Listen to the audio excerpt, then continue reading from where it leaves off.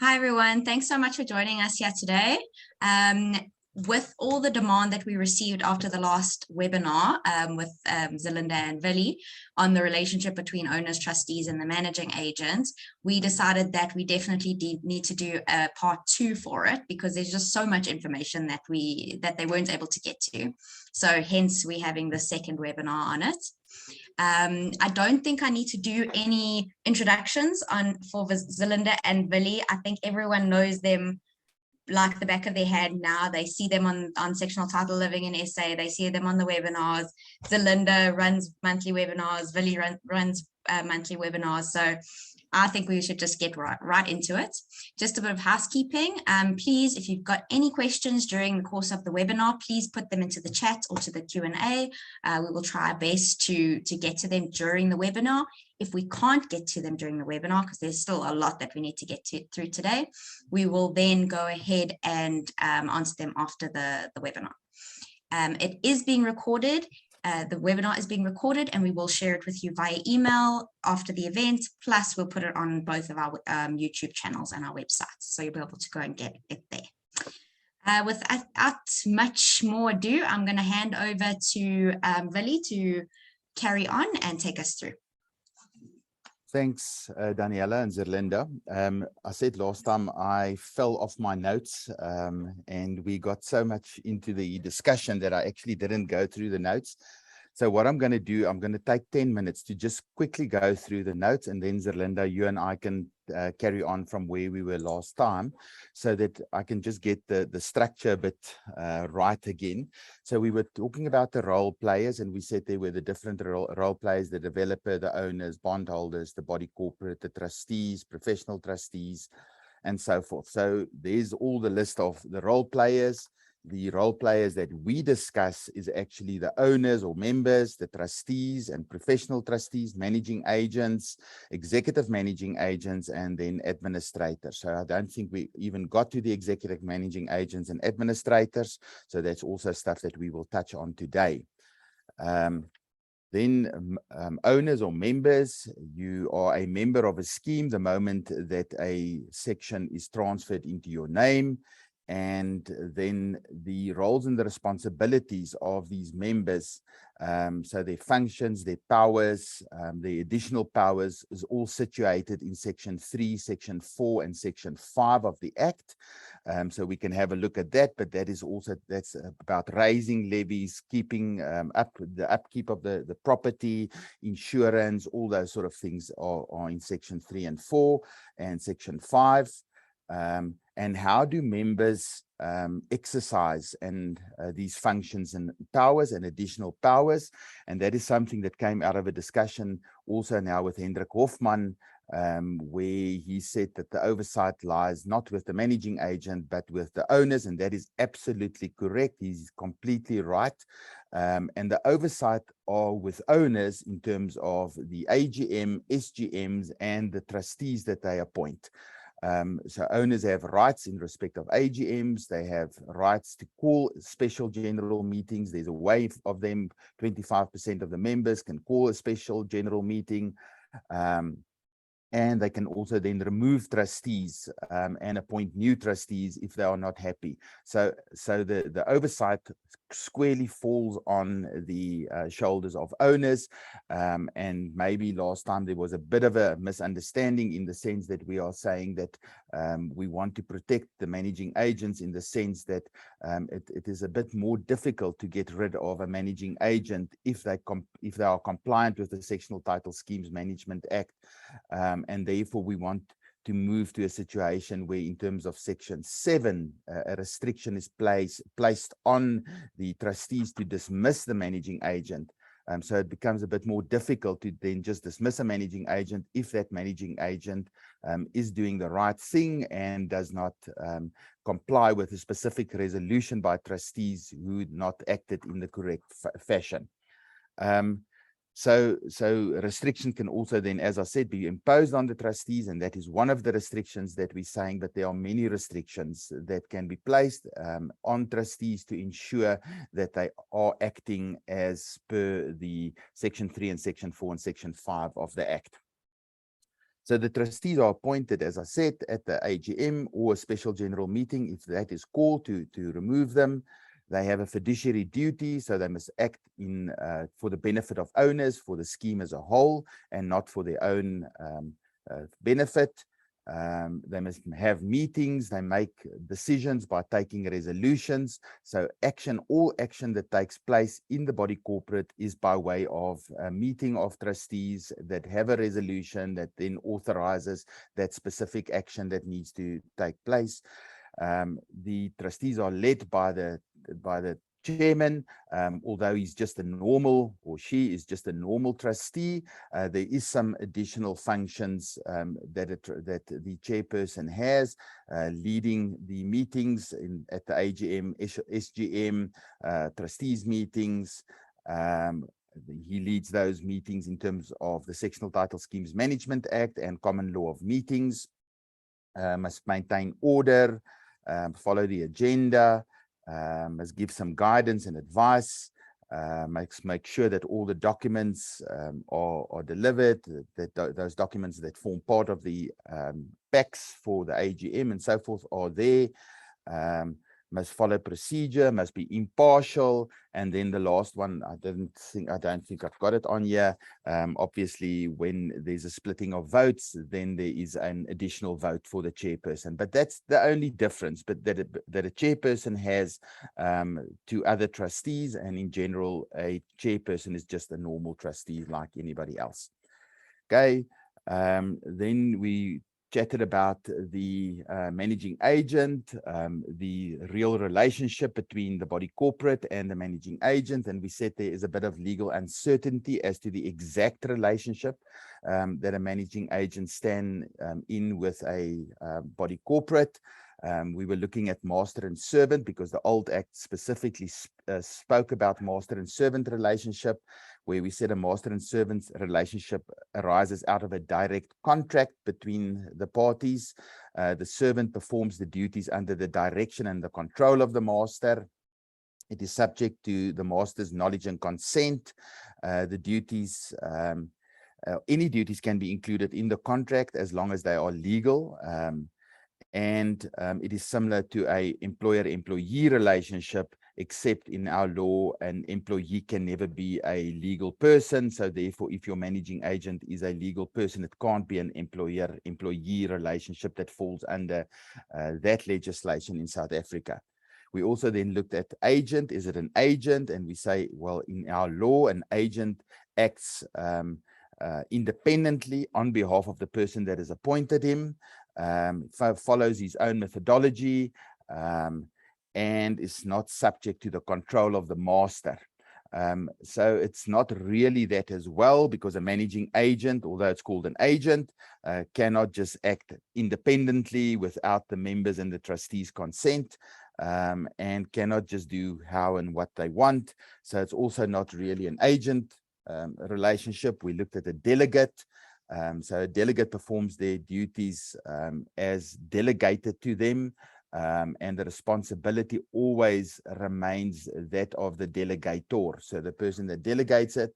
But this is also limited, and it's not completely the relationship. Then we looked at professional services contracts, where that contract creates a fiduciary relationship between the person that employs the person that renders the professional service. And there is a fiduciary relationship that then exists, and the responsibility then rests with that professional, but there is also then a responsibility on the person that then renders or that gives the contract out. So I think this is more in respect of an executive managing agent. We are more in the realm of a professional services contract in respect of an executive managing agent. So we're not 100% certain in law where a managing agent exactly falls, but I think Zerlinda and I are both of the opinion that we are moving towards a situation where where the service that is being rendered is more of a professional nature. People getting more knowledgeable, and it's becoming a profession for people. I mean, we're seeing universities like Cape Town and Pretoria that is now giving courses. You can have a degree in this. So definitely we are seeing a professionalization of the industry in that regard.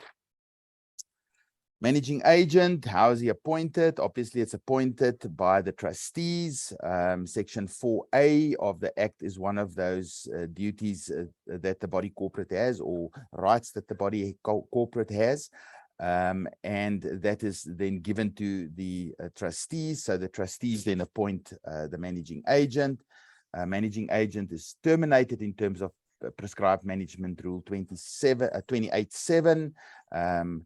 By the BC on a 2 months notice of the special resolution. If the contract has not come to an end as yet, the managing agent himself can also give 2 months notice at any time. And then it can also be terminated in terms of management rule 28.8 by a resolution of the trustees or owner after the expiration of the contract. So then they can give notice in terms of the contract to terminate the contract in accordance with the contract then.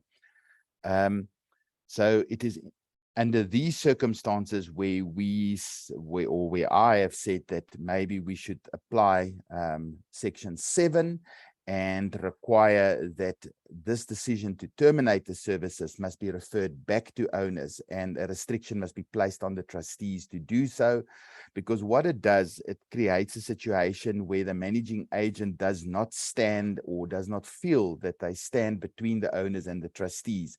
And if they serve the one, they don't serve the other. And if they serve the other, they don't serve the first one. So it takes away that situation where they're between the devil and the deep blue sea. And they know that at the end of the day, the master are the owners, and they know that that's the person that they serve. And as such, they can then act in accordance with that, and know if they act correctly, they can at an SGM or an AGM defend their position and say, guys, we have acted in accordance with the law, and that is why the trustees are not so happy with us, because we said we are not prepared to do ABC, and that is in contravention of this or that rule.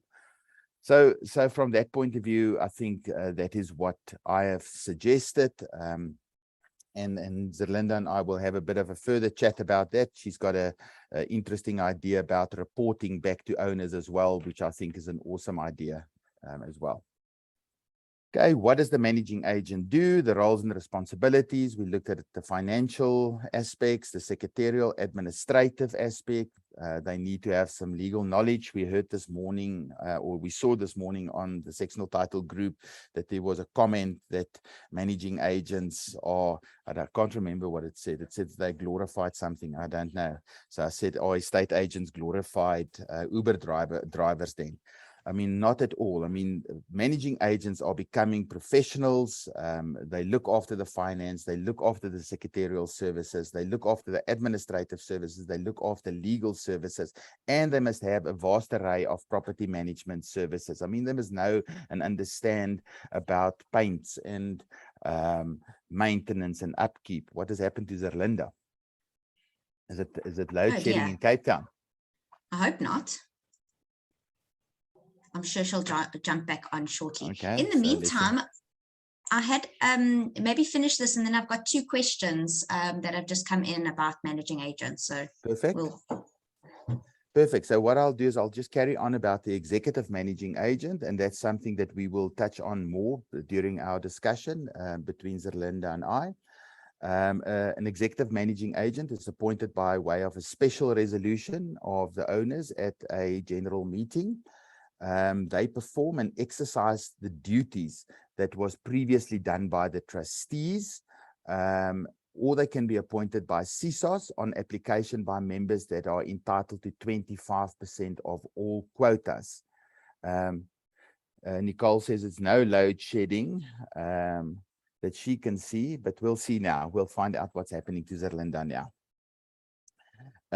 The roles and responsibilities of the executive managing agent is all the duties and the responsibilities that rests on the trustees. So therefore, all the duties and the responsibilities that rest on owners that are then given to trustees in terms of Section 7. of the Sectional Title Schemes Management Act, but it includes the management of the scheme with professional skill and care. So here we specifically see the skill and care aspect of a professional contract coming into play. They will be liable for losses suffered when not applying skill and care. So clearly, we can see that this is a professional contract, because in terms of a professional contract, if you do not have the required skill and take the care, then obviously you can be held liable like an attorney that did not institute an action on behalf of a client, and that claim prescribes. The attorney will then be held liable for that, because they have to perform their their service with skill and care. They then have a fiduciary obligation towards Zerlinda's back. Hi, Zerlinda. They have a fiduciary obligation towards all the members of the scheme. So each and every member, they must inspect the common property every 6 months. They must do a report to all owners every 4 months, where they propose the maintenance and the work to be done for the next 4 months.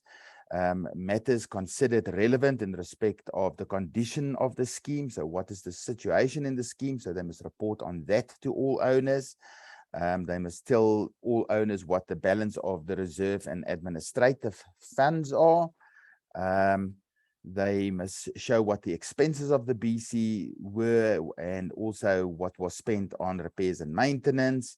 And they must give a short description of all the decisions made by them.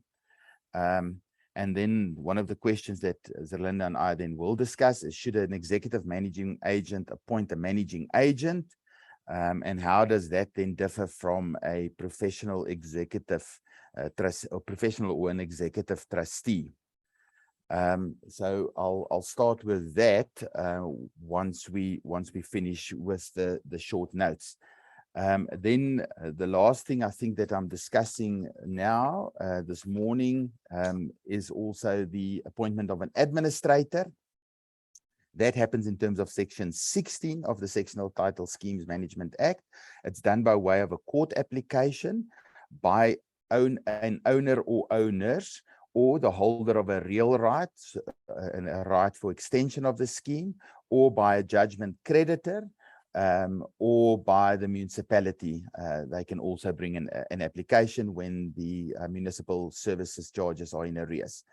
An independent and suitably qualified person must be appointed. So the court looks at the CV of that person to make sure that that person does have the required knowledge and skills to then act in that fashion. It happens where there's serious financial or administrative mismanagement of a scheme. So we've seen schemes under administration where they owe the council millions of rands in respect of water and electricity charges. Under those circumstances, the court will then grant an order for the administration. Under circumstances where there are two opposing boards of trustees, we see that often in schemes where a meeting is called by aggrieved owners, they appoint trustees, and suddenly we don't know who the real trustees are, and there's this fight between these two groups of trustees, and the one appoints as their own managing agent and try and get the funds to be paid to them, send out statements on their own, and so forth. So under those circumstances, the court will appoint an administrator as well. That administrator then holds the powers and the duties of the BC members and the trustees, to the exclusion of the members and trustees.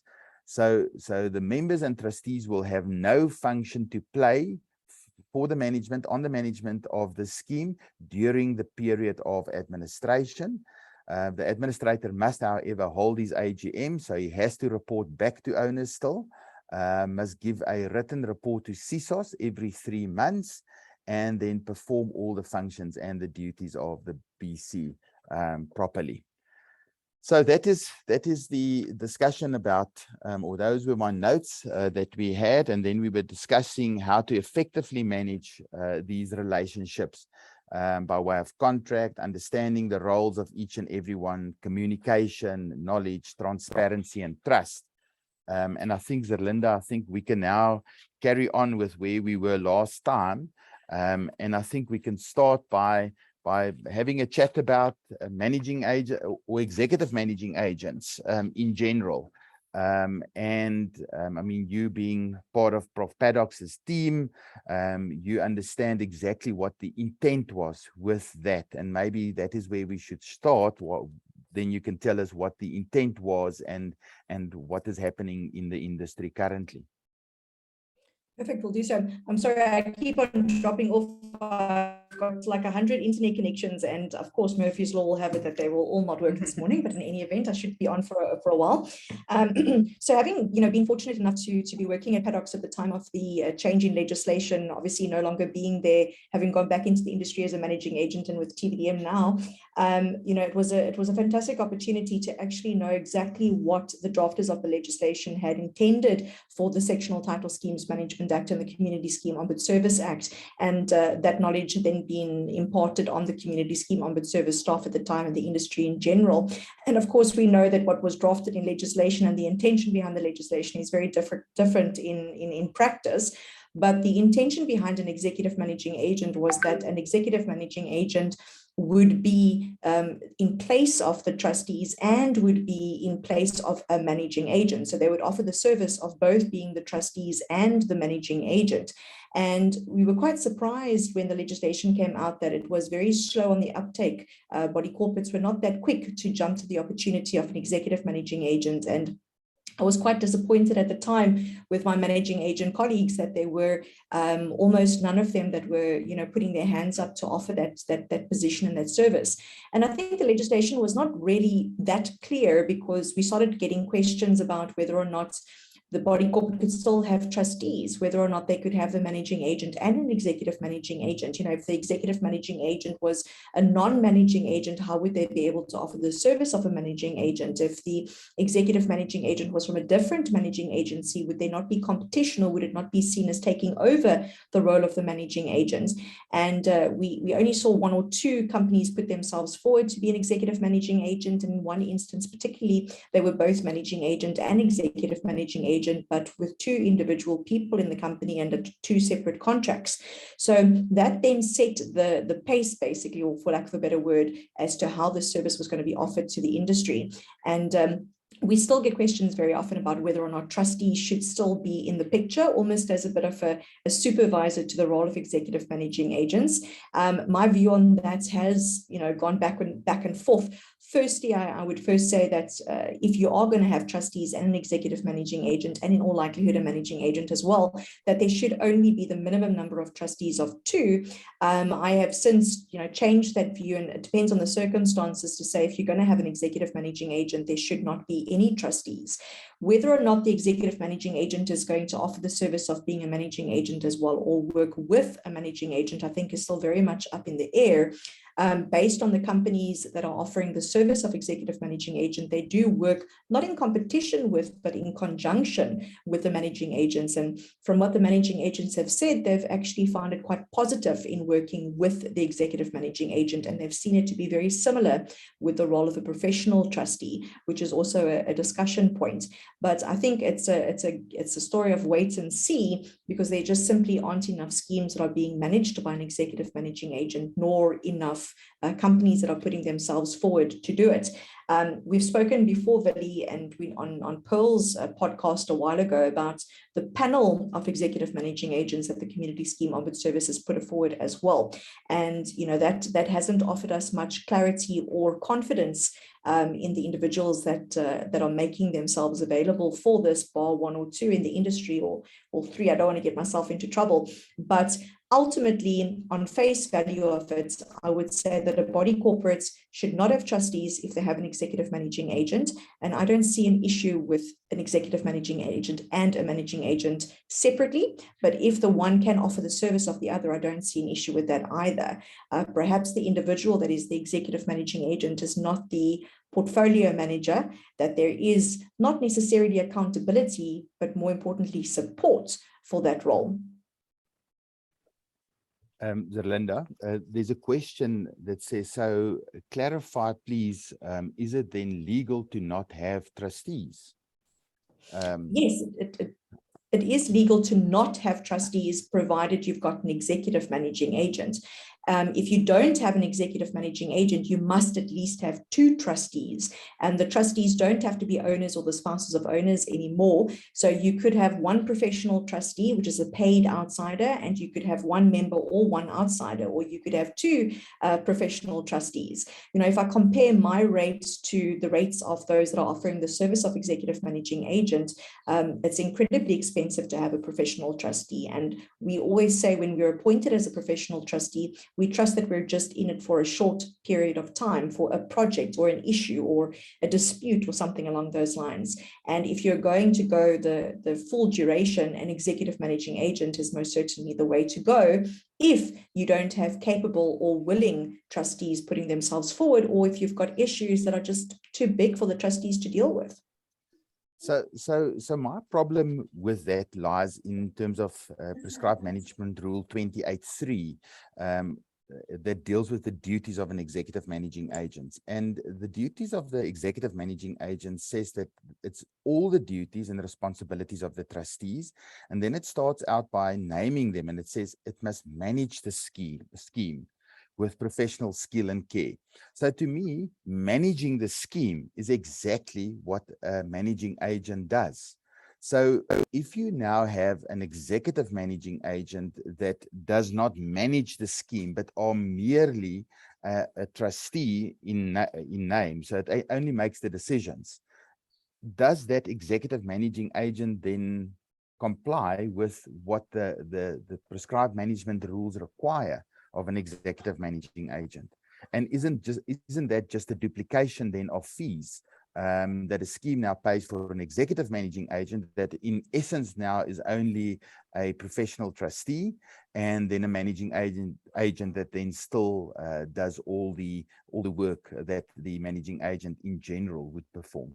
Yeah, that's a very good question. And, you know, I've seen some executive managing agent contracts, and we offer the service of drafting managing agent contracts and even executive managing agent contracts. But, you know, you have to almost enter into a bit of a negotiation with your current managing agent as to the service level offerings, and then of course the fee if an executive managing agent is going to come on board. And is that really fair to the managing agent if they've got no say as to whether or not a body corporate can get trustees? Because it is very possible for there to be a duplication of services and costs. But from the executive managing agents that I've seen put themselves forward, they do work very well together with the managing agent, and in their service level agreements, they're not duplicating the services and the fees that the managing agent does, and they are engaging with the managing agent very much to the extent, as you mentioned, that a professional trustee would. So, you know, thinking about it that way, and what you've mentioned about, is there then a real difference between an executive managing agent and a professional trustee as to how it's being offered currently in the industry? I tend to think that there isn't, and we're very adamant when we offer the service to say, no, we're not executive managing agents. We don't offer it at all, but we do offer the service of professional trustee. But if you have to sit down and think about it from that perspective, if you're working with a managing agent, being an executive managing agent, you in essence are a professional trustee or a committee of professional trustees. But then you're only one executive managing agent when the act says that you need at least 2 trustees, because we apply the 2 trustees for 2 professional trustees as well. So yeah, definitely something to think about, but it's something that needs to be clarified by the legislature as well, because the moment a provision like that is up to such wide interpretation, you know, definitely needs to be clarified and amended. So there's another thing that also is a problem, because in terms of prescribed management rule 28.3c, the executive managing agent is liable for losses suffered when the necessary skill and care is not applied. Now, if a managing agent is appointed, now you sit with another party that performs certain duties. And is the executive managing agent then not going to say, well, I gave that to the managing agent to do, and they didn't do it. So I did what I was supposed to do. I applied my skill and care, and the managing agent is the one that's liable. So now you've got a problem. if that has caused damages in the scheme, who will the scheme hold liable eventually? Because now you will have to join that party in litigation, and a court will have to decide if there's an apportionment of damages that needs to take place. Yes, you did instruct them, but maybe you didn't follow up and check. But they also contractually were obliged to do so, and therefore you can now hold them liable in respect of your contract. So it creates other problems, which I don't think was looked at in the Act when the Act was written and the rules were written, where it specifically, as I read it, the executive managing agent takes over the full function of duties, and there is no requirement of a managing agent any longer. And I think it creates problems when you have both. It can create a problem for a body corporate. I don't know. I mean, I'm neither here nor there. I see what's happening in the industry, and I'm just asking myself the question, but why is it done in this way?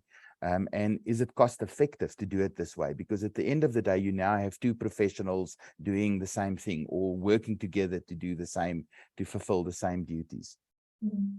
What I'm seeing, and it's very difficult to comment on all of the companies that are offering the service of executive managing agent, and somebody posted on the chat function that they offer the service, and it was the first time I had seen their name. So it's great to see that the companies are coming up and doing it.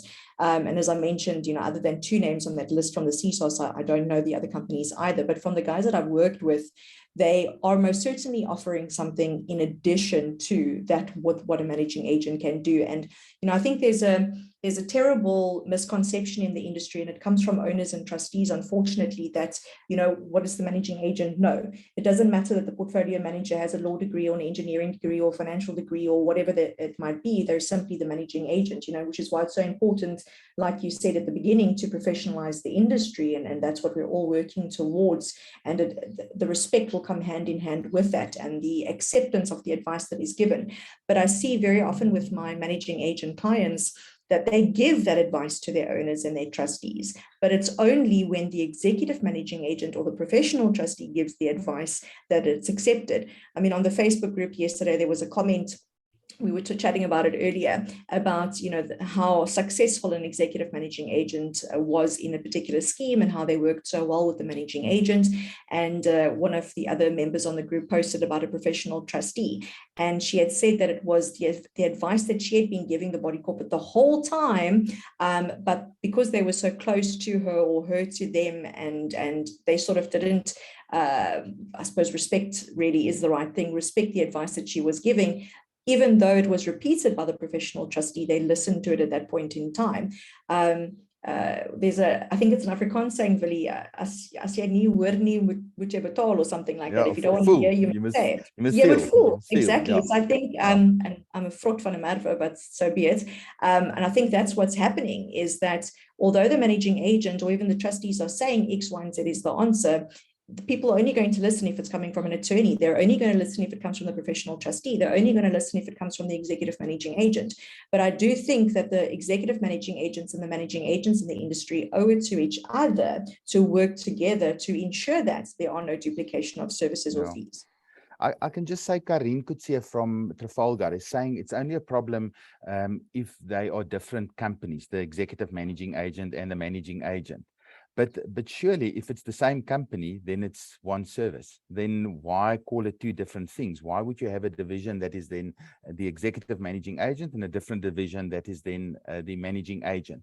Now, I can tell you that, I mean, we deal a lot with administrators in StrataFin, and where administrators then go and appoint a managing agent to then fulfill those duties of a managing agent, we see in so many court applications that they come back, if there is any relationship between the administrator and the managing agent, that some of the owners then come back and say, but there's a conflict of interest, because now he's an administrator and he's getting paid as an administrator, but he's also maybe a director of the managing agency, and as such there's a conflict.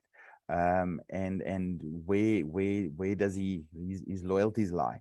Yeah, so that creates a different another different problem.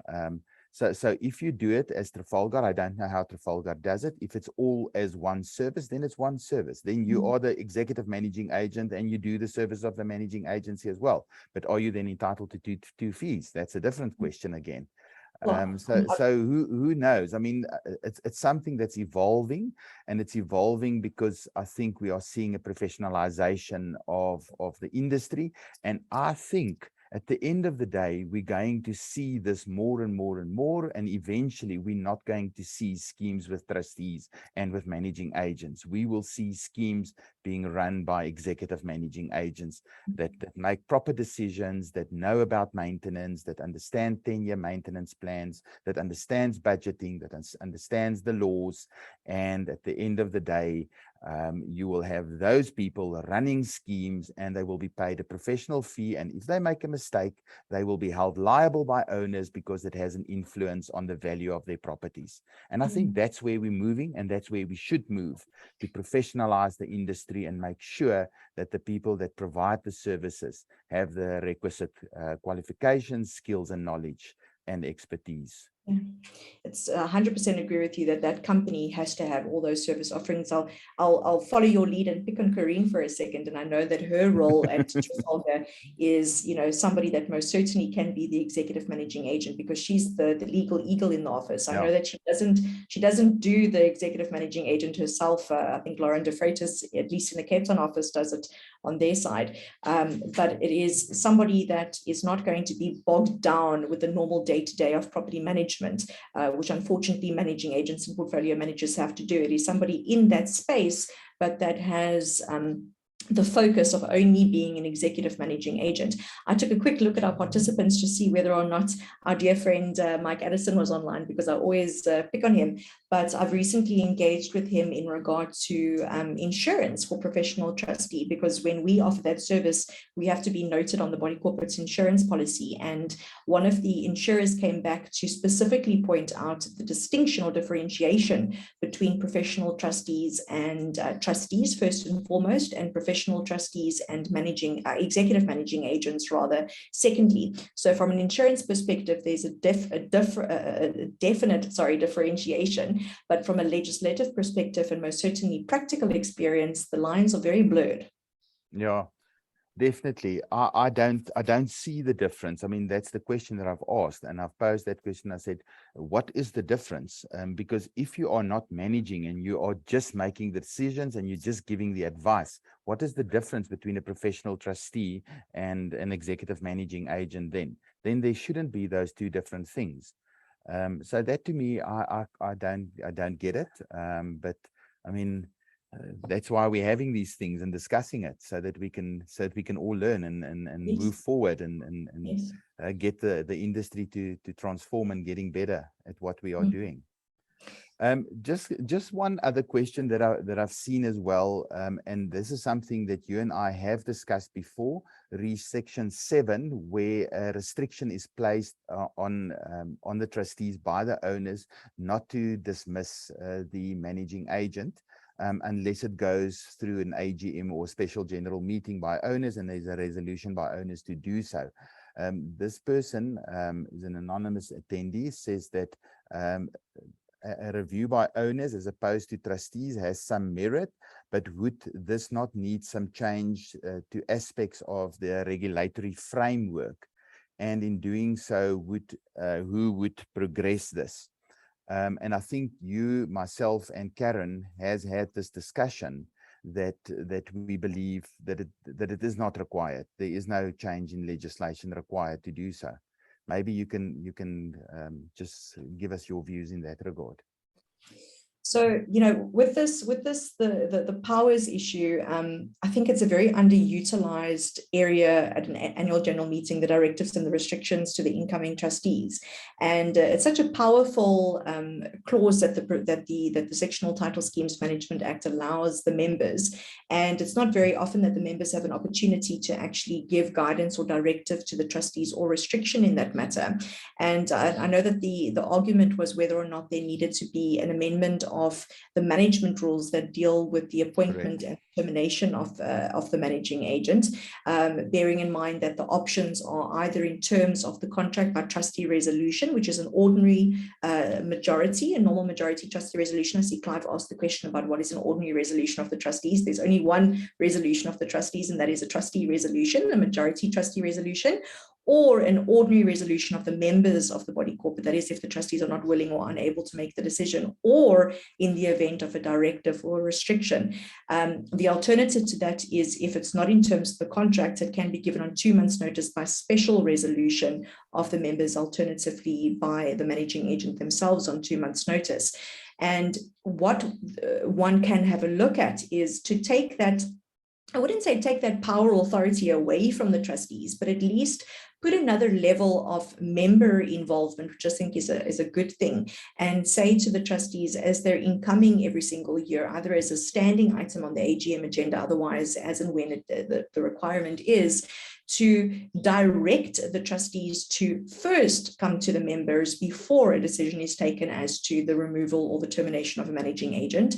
Alternatively, a restriction saying that the managing agent cannot be terminated without coming to the members. Then, of course, the option could be by ordinary resolution in terms of the contract, or by special resolution if there is no contract in place. So the directive or the restriction cannot be in contravention of the management rule, but you don't need a management rule to basically achieve the same purpose. I don't know if I explained it clearly enough. Yeah, I think that's the way that Karen also explained it when you and I had and her had that discussion. So yeah, from a practical point of view, we don't believe that it's necessary to change legislation as long as you have that in place and it still follows the management rules. Then it's still fine, and it makes that the managing agent does not feel as if they sit between the devil and the deep blue sea. If they act on behalf of the one and they're not acting on behalf of the other, who are they serving? Which is the master? And at the end of the day, the master is actually the BC, the body corporate.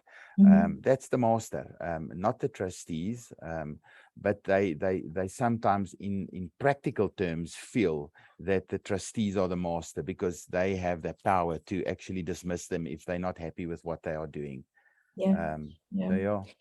I remember when I first started out as a managing agent, walking out of university with a law degree and all those fun things, I thought, oh, everyone's going to listen to exactly what I say. But so often, my advice and opinions that I shared were completely poo-pooed. And the trustees used to go and incur lots of legal fees to get exactly the same answer. And I think that probably prompted me to go and do my articles and have the law degree, start practicing what I had studied. And when I came back into the industry again, I saw that it was no different. At one scheme, I was referred to as an overpaid minute taker, and that was basically the role in that particular scheme was don't speak unless spoken to, don't give advice unless we ask you. My ex-employer always used to say, if I want your advice, I'll give it to you.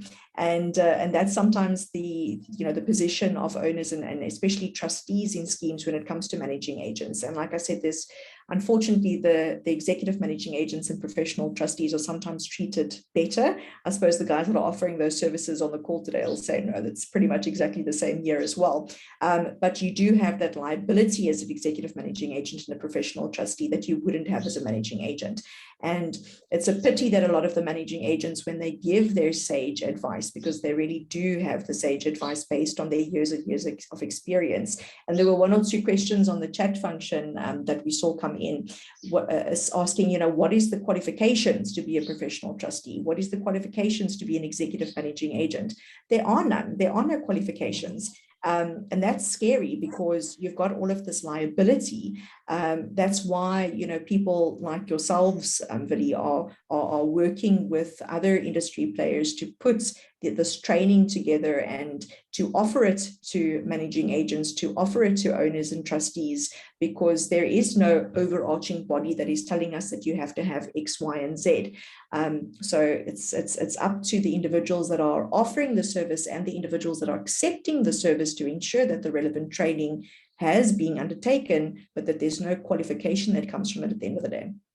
Yeah, I do believe that NAMA is also working toward professionalization of the industry. So I think that's an awesome thing. And the sooner that happens, the better. because at the end of the day, owners deserve managing agents and professionals in the industry to look after their biggest asset. So all of that is actually awesome news, and I mean yourselves and us, and all the other role players. I mean, Trafalgar has got awesome course material. Sectional Title Solutions has got awesome training material out there. So I think all the people that are really involved in the industry wants to see that the industry get bettered. And I mean, Shirley's got training there. So there's so many people that's got training material out there. I think ZDFin has also brought out and are bringing out stuff. Elvin is bringing stuff out. So all of the guys are trying to assist the industry to become professional. And that is for one purpose, and that is to look after people's assets in a professional manner. And I think that's fantastic that is happening. I see Nico's asking a question: what happens if owners wants to add directives and restrictions at the AGM? How does one manage that in terms of soundness? Now, and practicality. I can just say, I mean, I've seen when I was being a managing agent, I saw that sometimes restrictions are imposed that are ridiculous. I mean, it says the trustees can't spend more than 10,000 Rand on a single item in respect of payment of expenses. And nobody thought that the water and electricity account is 120,000 Rand a month. And every month the trustees now have to go back to the owners and say, but can we pay water and electricity? Now that's going to happen once, and the water and electricity will be terminated, and the owners will be up in arms, and the trustees will say, well, that was the restriction. So one must be very careful when you place those restrictions. That must be carefully thought out, and then obviously over years one will see what works and what does not work. But I think in general people are savvy enough to understand that you can't just put frivolous kind of restrictions on trustees. You would think, yeah. You would think. I find that at an AGM, when I'm asked to chair it, throughout the course of the meeting, something prompts an owner and they say, oh, but we want that done. And the trustees say, yes, we can do that. Or yes, we'll remember to do that. Or yes, we'll do it. And when you go back to the minutes, you don't often see those discussions and those comments that have been made. So whenever an owner stands up at a meeting or says something at a meeting to say, oh, I want this done, or I think this should be done, or I suggest that this be done, or we're not happy with the auditor's fees, let's go and have a look at a new auditor, or whatever it might be, I always say, please hold on to that. I'm going to come back to you at the items of directions and restrictions, and we're going to raise it formally at that point. And it's minuted formally, it's proposed formally, it's voted on formally. And that also takes us back to that question. It says, is it something that needs to be voted on? So Absolutely. more often than not, I go to a meeting where all these things are thrown out left, right, and center. We get to the item of directives and restrictions, and it's noted that there are none. What was all those things that the members were saying during the meeting? Those were directives and restrictions. And I place it back onto the owner that raised it at that point in time. And I say, the gentleman over there had said something along the lines of this, this, and this. Would you like to repeat it formally for the purposes of the minutes? Would you like to table it to your fellow members? Where's the voting card? Let's vote on it.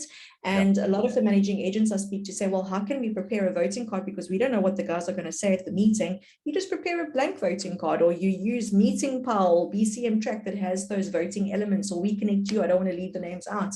And they will provide for like an open-ended voting card to go and table it. So we don't have to sit there with our pens and pencils and write out the whole story. It can be minuted or recorded. Resolution 1, resolution 2, resolution 3. It needs to be proposed. It doesn't need to be seconded. It's ordinary resolutions.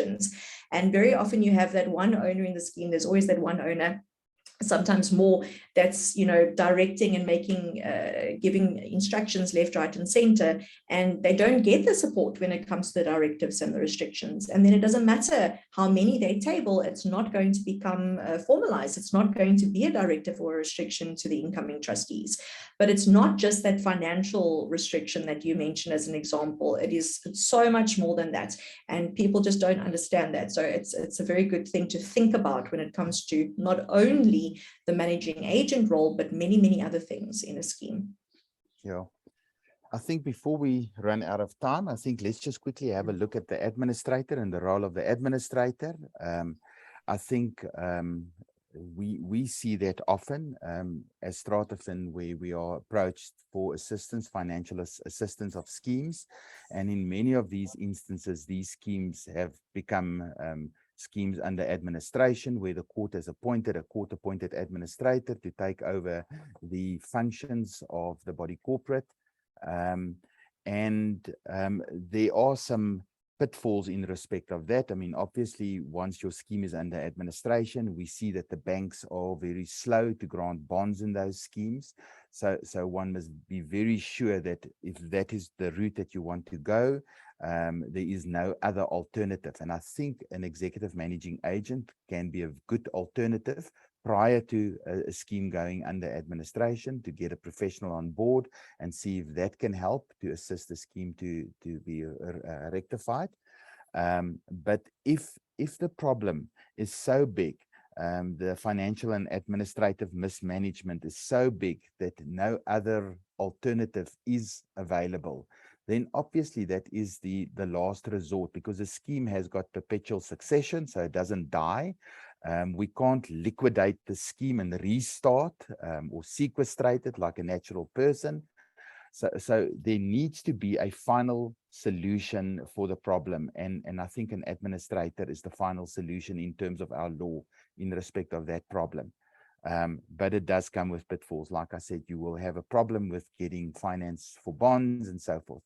But also there, owners must have an oversight, and they must partake, and they must ask questions to the administrator. They must look at the reports that are given out and make sure that the administrator is performing his functions in accordance with the Act. And also the period that administrator must be appointed. One must not allow this to carry on and on and on and on, and the scheme just stays perpetually under administration.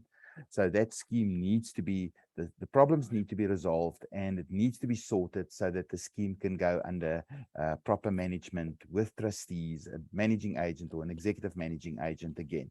So Zerlinda, I don't know if you've had some dealings with schemes under administration. So when the executive managing agent came out, I used to call it the rich man's administrator, because most often administration is in the event of a scheme that cannot manage itself because of financial reasons.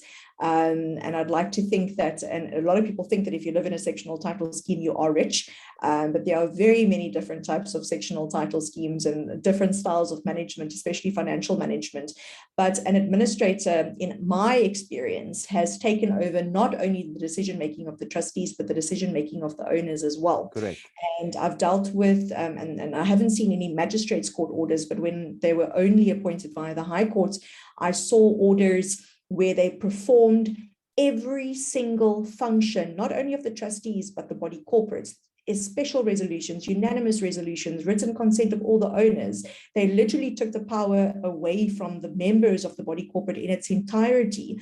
And no one wants to be in that situation, but the members unfortunately place themselves in that situation. And if you're wanting to avoid that, then you have to fulfill your role in a body corporate. Now that administrators are appointed under the magistrates court, I don't know if the orders are any different, if the magistrates court has that same type of power as the high courts. And with CSOS overseeing it all, it's also very interesting. And I know, Willie, we've had a couple of interactions with the Community Schemes Ombuds Service in regard to their apparent attempts to remove this role of an administrator and push forward more the executive managing agent, I think, without really realizing that there is a big difference between an administrator and executive managing agent. And the explanation of the body corporate's powers versus the trustees' powers, I think, is that very big differentiation. To do away with administrators, I don't think would do anybody any good. But at the same time, there is a place for everything in the industry. But when it comes to administration, it's nothing to mess around with. It's incredibly far-reaching.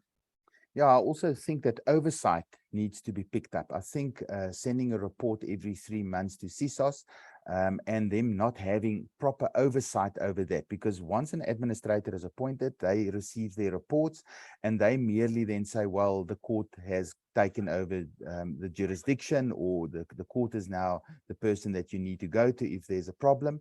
I think from that point of view, legislation can be changed, that CSOS can still be the person that, or the authority that has the oversight over the administrator and make sure that the administrator acts in an appropriate manner and make sure that the scheme is run effectively. And the administrative and financial mismanagement is then curtailed in that scheme.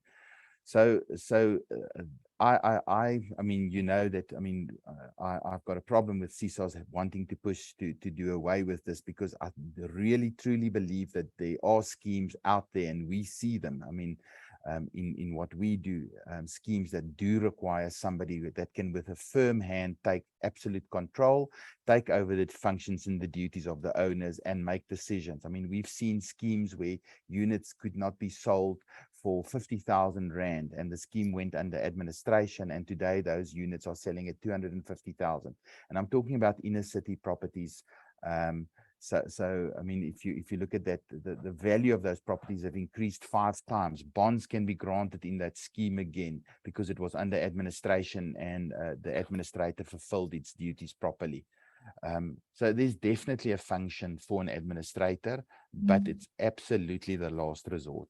Yeah, definitely 100% agreed. Willie, maybe it's an opportunity to just tell the listeners about a little bit of an update from the CSOS perspective. We were all very loud and proud to say we were going to, well, I was going to Joburg and we're going to meet you there and we're going to go have a meeting with them and all those fun things.